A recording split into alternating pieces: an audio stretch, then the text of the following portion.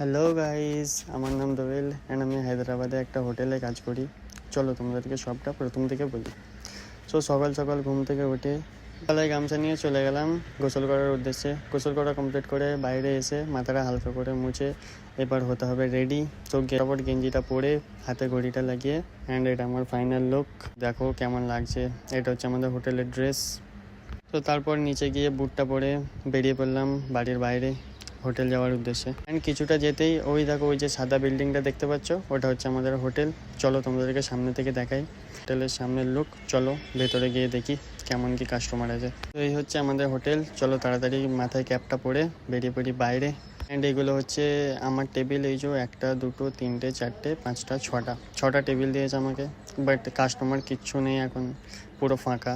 তাই কিছু কাজ নেই বলে এই যে টিস্যু ফোল্ড করছিলাম দেখো, অ্যান্ড টেবিলটা একটু সেট আপ করছিলাম।